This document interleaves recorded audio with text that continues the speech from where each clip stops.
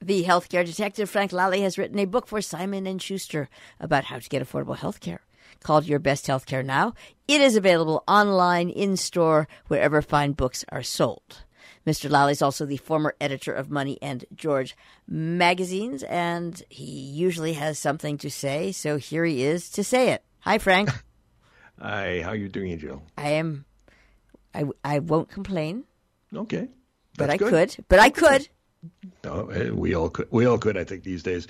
Well, you know, last week we talked about the public health crisis of gun violence, and I said last week, give me a little time. I'm going to do some digging into the history of gun control in the United States, and that's exactly what I'm going to do. I'm going to explain how we got into this mess, despite our nation's long history of gun control.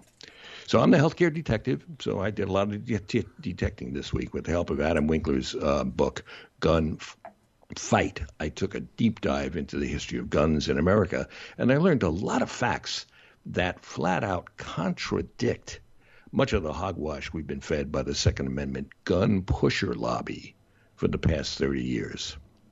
Back in 1991, former Supreme Court Chief Justice Warren Burger, now he was a conservative Nixon appointee, called out the gun lobby as liars.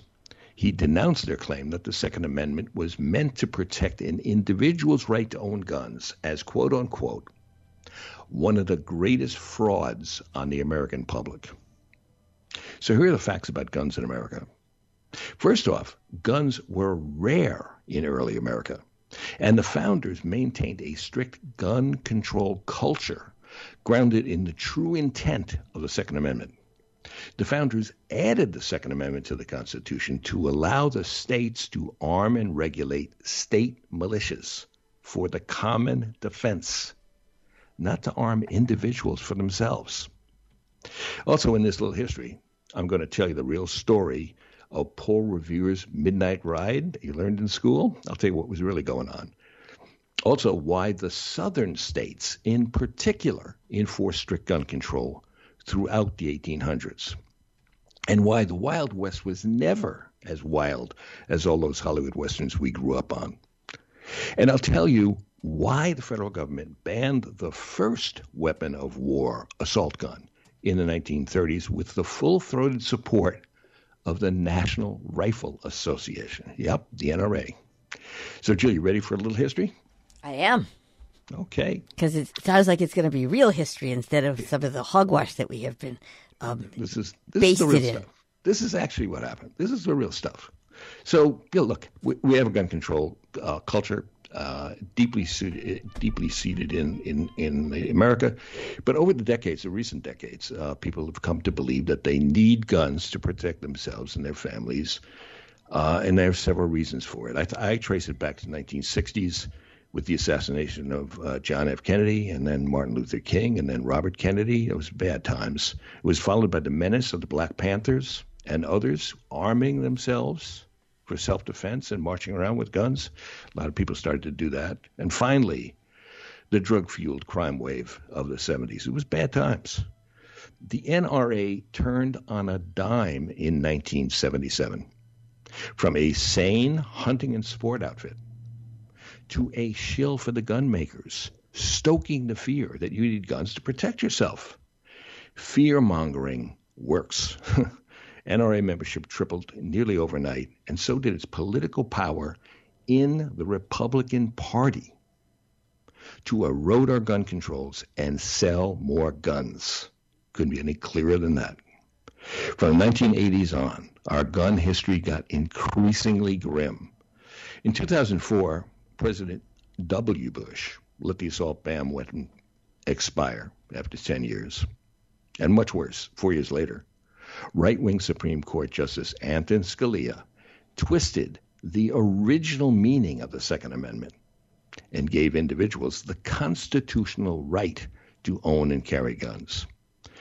And with the Supreme Court's green light, firearm sales have exploded to more than 20 million guns a year. 20 million.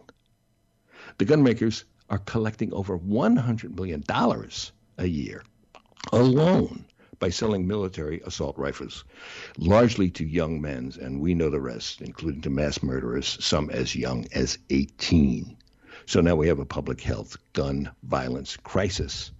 45,000 Americans dying each year, including 2 mass shootings a day at schools, stores, parades, churches, synagogues, anywhere people gather innocently in our 50 states. And all this gun carnage can be traced to one big lie about gun control in the 13 original colonies. So, Jill, I ask you again, you ready for some facts about our founders? Sure. Okay. Overwhelmingly, the founders did not want ordinary citizens to own a gun. They wanted the state leaders to form well-regulated militias to protect the states from a tyrannical government. That's the lesson they learned from the Revolutionary War. Why did Paul Revere go riding around at midnight in 1774 to warn people that the British Army was coming? Because he learned that the British were coming to confiscate the guns and ammo that the militias had secretly stashed in Concord, Massachusetts. Oh, and by the way, Revere didn't shout out his warning, one if by sea, two lights by land, one if by sea at the church. He didn't shout that out at all. The countryside was filled with British loyalists. Right. So he rode around and whispered it to his militia friends. Right. Yeah. That was a little bit alluded to. I hate to say this in Johnny Appleseed, in the fiction around it, right. Because of course you wouldn't do it. But I don't know how it was ever taught. I was just like, of course you wouldn't run around doing that. Oh, it was taught that he shouted it on top of his lungs, but that didn't happen. He just went to one militia house after another and said, "Hey, they're coming. Hide those. Make sure those guns don't get picked up by the British." And then years later, the 13 original states voted about gun ownership rather formally, and only 2 colonies, that was Vermont and Pennsylvania, chose to allow their citizens to own guns, to enforce that in their laws, to allow it in their laws. The other 11 said individuals could only own guns as members of a well-regulated militia for, quote-unquote, the common defense, not self-defense. Then into the 1800s, the early settlers enforced strict gun controls, especially the southern states that feared their slaves would get their hands on firearms and revolt. And some did. An armed revolt in New Orleans in 1811 ended with 95 slaves killed by the Louisiana militia. And those fears got worse in the South after the Civil War, when freed slaves returned home with their Union rifles. So Southerners formed a little outfit called the KKK, Ku Klux Klan. And it was a gun control outfit.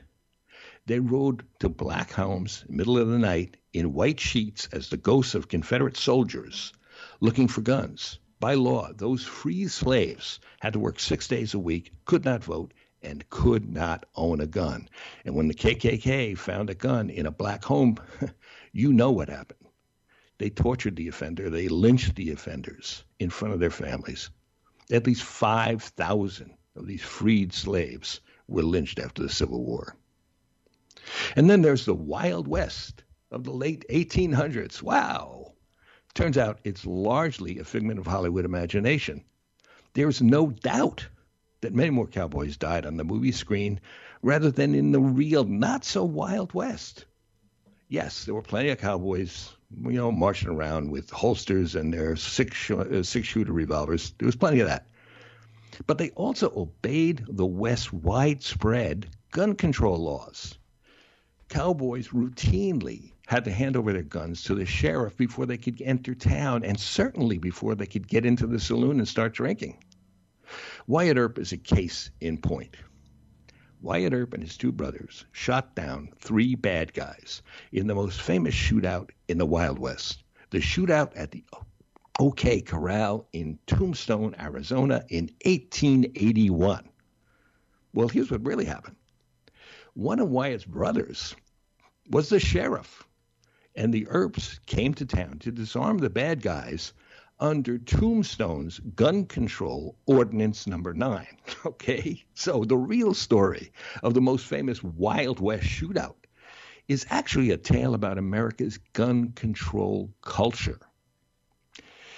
By 1907, by the way, nearly every state had prohibited the carrying of concealed weapons. But 20 years later, things started to go bad. Criminals had organized into gangs to bootleg liquor during Prohibition, and they armed themselves with a World War I military assault rifle, the machine gun, often called the Tommy gun. The public finally had enough when Al Capone's men, disguised as cops, stood 7 rivals against a warehouse wall in Chicago and massacred them with 2 Tommy guns on Valentine's Day, 1929. America's real cops realized they were outgunned, and finally in 1934, federal lawmakers passed a massive gun control law, effectively banishing machine guns with the support of the NRA. It included registrations, fingerprinting. It was a sweeping law, and it was renewed a couple of years later. We had federal gun control law and a strict one. But little by little, our sweeping gun control laws have been eroded. Now in half the states, buying a gun is as easy as buying a pack of cigarettes. Maybe it's easier. You usually aren't even required to get training to carry a deadly concealed weapon.